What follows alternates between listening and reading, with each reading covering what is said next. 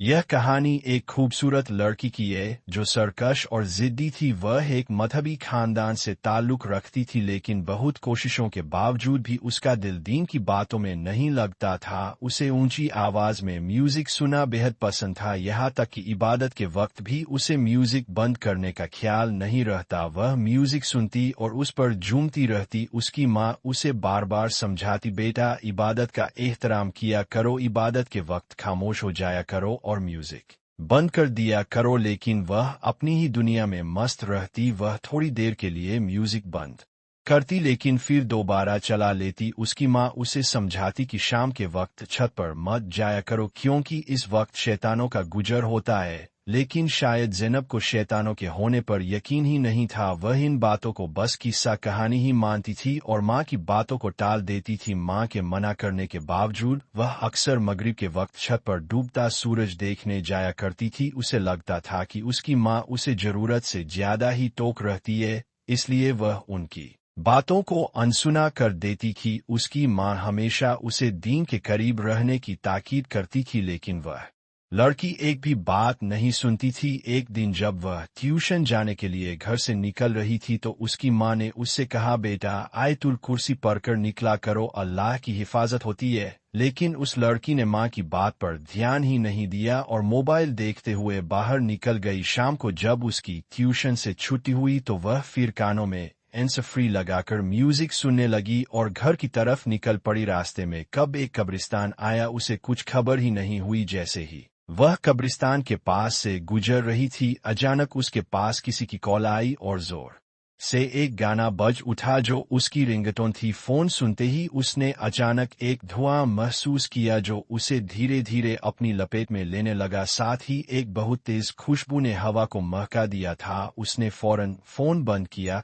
यह देखने के लिए कि अचानक क्या हो रहा है। यह कैसी खुशबू थी, यह कैसा धुआं था जो उसके इर्द गिर्द फैलता जा रहा था। अभी उसके जहन में यह सब सवाल पैदा हो ही रहे थे कि अचानक किसी ने उसका नाम पुकारा, ज़ैनब। उसने पीछे मुड़कर देखा लेकिन उसे धुएं में कुछ नजर नहीं आया। उसने इसे अपना वहम समझकर टाल दिया और आगे बढ़ गई। कुछ कदम और चल मैं चौंक गई, यह मेरा वहम नहीं हो सकता, किसी ने वाकई मेरा नाम पुकारा है। इस बार उसने पीछे मुड़कर देखने के बजाय तुरंत भागना शुरू कर दिया। जैसे ही वह भागी वह धुआं उसका पीछा करने लगा, यहाँ तक कि अब ज़ैनब को सांस लेने में भी दिक्कत होने लगी। अब उसे किसी आदमी की जोर जोर से हंसने की आवाज सुनाई दी, जैसे वह उसे परेशान करके खुश हो रहा हो। ज़ैनब को ऐसा लगने लगा कि आज उसका घर बहुत दूर हो गया है और शायद वह कभी वहां तक नहीं पहुंच पाएगी। उसकी हिम्मत जवाब देने लगी और वह जोर जोर से रोने लगी, लेकिन वह मर्दाना हंसी अब भी ऊंची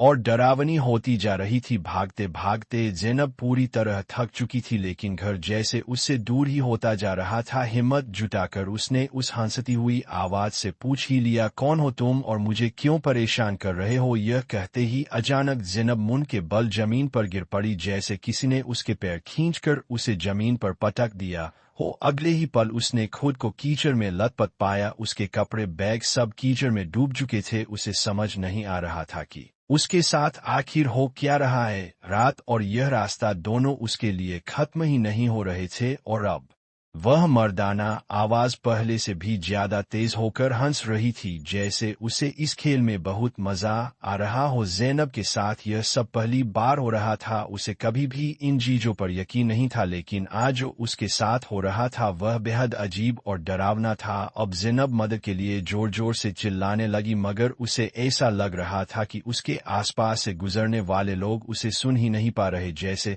वह किसी बंद कमरे में अकेली चिल्ला रही हो। वह धुआं अब भी उसे अपनी गिरफ्त में लिए हुए था। ज़ैनब को समझ नहीं आ रहा था कि अब वह क्या करे जिससे इस कैद से बाहर निकले। अचानक उसके कानों में उसकी माँ की आवाज गूंजी, ज़ैनब घर से आयतुल कुर्सी पढ़कर निकला करो, अल्लाह की हिफाजत होती है। ज़ैनब ने फौरन आयतुल कुर्सी पढ़ने की कोशिश की, मगर यह क्या वह पढ़ने में कासिर थी। उसकी जुबान उसका साथ नहीं दे रही थी। यह सब उसके लिए एक भयानक ख्वाब जैसा था जो अब टूटने का नाम ही नहीं ले रहा था। फिर एक बार वही आवाज गूंजी। ज़ैनब अब उसमें हिम्मत नहीं थी कि वह मुड़कर देखे कि आखिर उसके पीछे कौन है जो उसका पीछा कर रहा है।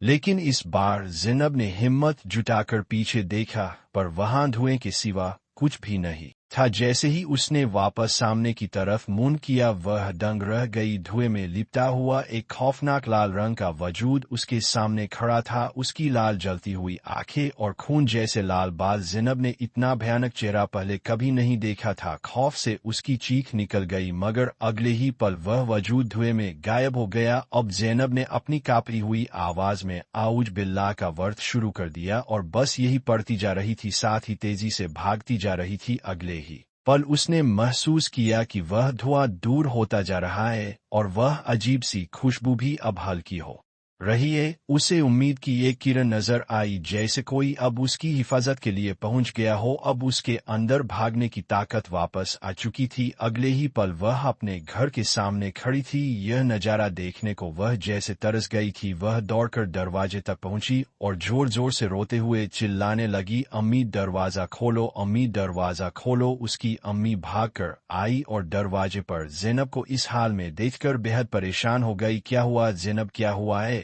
यह सब किसने किया? वह यह सब पूछ ही रही थी कि ज़ैनब उनकी बाहों में ही बेहोश होकर गिर पड़ी। अम्मी ने घबराकर ज़ैनब को उठाया, दरवाजा बंद किया और उसे बिस्तर पर लिटा दिया। फिर उन्होंने उसके चेहरे पर पानी छींटा और उसे होश में लाने की कोशिश की। जैसे ही ज़ैनब को होश आया, अम्मी ने अल्लाह का शुक्र अदा किया। उन्होंने ज़ैनब को पानी पिलाया और कहा, जाओ कपड़ों पर जो कीचड़ लगा है उसे साफ करके बदल लो। ज़ैनब ने अपने गीले कीचड़ में सने कपड़े बदले और वापस अम्मी के पास आई। अब बताओ, हुआ क्या था? यह सब किसने किया? कौन था? और आज तुम ट्यूशन से इतनी जल्दी कैसे आ गई? क्या जल्दी? ज़ैनब के होश उड़ गए। नहीं अम्मी, मैं तो आज बहुत देर से आई हूँ। अम्मी ने झट से घड़ी की तरफ इशारा किया और कहा, समय देखो। समय देखकर ज़ैनब और भी ज्यादा घबरा गई। यह कैसे हो सकता है? मैं तो बहुत देर से आई हूँ। उसे समझ नहीं आ रहा था कि यह कैसे संभव है। वह तो रास्ते में एक खौफनाक वाकई का शिकार हुई थी। फिर भी अम्मी के लिए तो जैसे वक्त गुजरा ही नहीं था।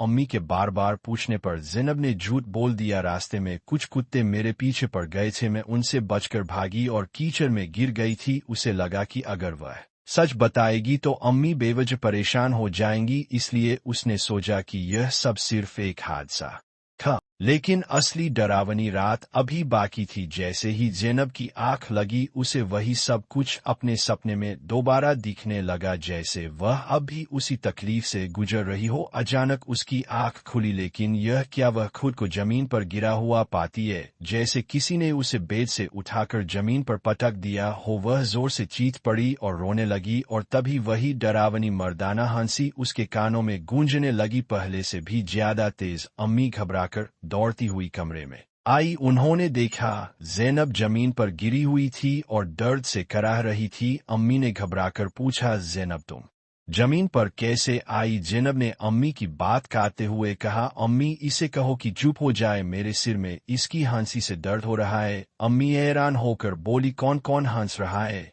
तुम क्या कह रही हो? ज़ैनब ने कांपती आवाज में कहा, अम्मी आपको इसकी हंसी सुनाई नहीं दे रही? अब उसे यकीन हो गया था कि वह किसी बड़ी मुसीबत में फंस चुकी है। जो कुछ उसके साथ हो रहा था वह किसी और को नजर नहीं आ रहा था। अम्मी ने ज़ैनब को संभालते हुए कहा, जाओ वॉशरूम जाकर फ्रेश हो जाओ, तुमने जरूर कोई बुरा सपना देखा होगा। अब्बू आते ही होंगे, फिर सब मिलकर रात का खाना खाएंगे। ज़ैनब उठी और वॉशरूम चली गई। इसी दौरान दरवाजे पर दस्तक हुई और ज़ैनब के अब्बू घर आ गए। अम्मी ने खाना लगाया और दोनों माँ बाप ज़ैनब का इंतजार करने लगे। काफी देर इंतजार करने के बाद अम्मी ने वॉशरूम का दरवाजा खटखटाया और बाहर से आवाज लगाई, ज़ैनब कितनी देर? और अब्बू को भूख लग रही है, जल्दी बाहर आओ। लेकिन ज़ैनब ने ना कोई हलचल की, ना ही कोई जवाब दिया और ना ही वह बाहर आई। अम्मी को बेचैनी हुई। उन्होंने फौरन जाकर अब्बू को बुलाया और कहा, ज़ैनब आज बहुत अजीब हरकतें कर रही है, वह कुछ बता भी नहीं रही और काफी देर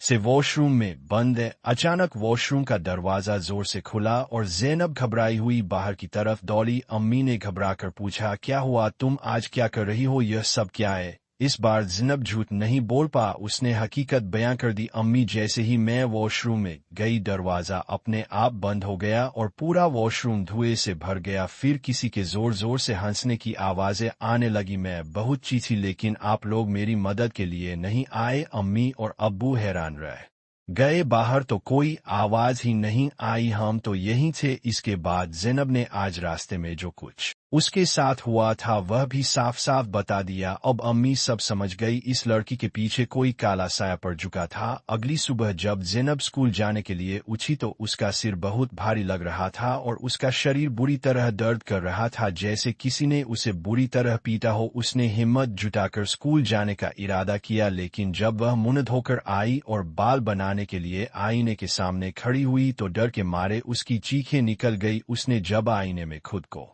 इस कदर भयावह हालत में देखा तो उसके होश उड़ गए। उसके बाल अजीब तरीके से बिखरे हुए थे और उसका चेहरा बिल्कुल किसी जुड़ेल जैसा लग रहा था। कुछ पलों तक वह स्तब्ध खड़ी रही, फिर जब होश आया तो जोर जोर से रोने लगी। उसकी चीख पुकार सुनकर पूरा घर उसके कमरे में इकट्ठा हो गया। सब यह दृश्य देखकर दंग रह गए कि ज़ैनब कितनी डरावनी लग रही थी। वह अपनी माँ से लिपट गई और कहने लगी, देखो अम्मी, मुझे क्या हो गया है? अब मैं कहीं जा भी नहीं सकती। क्या मैं उम्र भर ऐसी ही रहूंगी? क्या मैं कभी बाहर नहीं जा सकूंगी? अम्मी, मेरे साथ ऐसा क्यों हो रहा है? क्या मुझसे कोई गुनाह हो गया है? अम्मी, कुछ तो कहो। लेकिन उसकी माँ जैसे सदमे में चली गई थी। वह बिल्कुल चुप थी, उनकी आंखें पत्थर की तरह स्थिर हो गई थी। उनके पास ज़ैनब को दिलासा देने के लिए शब्द ही नहीं थे। पूरे घर में सन्नाटा छा गया था, सिर्फ ज़ैनब की चीखें और पुकार गूंज रही थी। ज़ैनब की माँ से उसकी यह हालत देखी नहीं जा रही थी। उन्होंने दिल ही दिल में ठान लिया कि वह अपनी बेटी को इस्म के काले साए से बचाकर ही रहेंगी, चाहे इसके लिए उन्हें अपनी जान ही क्यों ना देनी पड़े। वह किसी भी हद तक जाएंगी और अपनी बेटी को वापस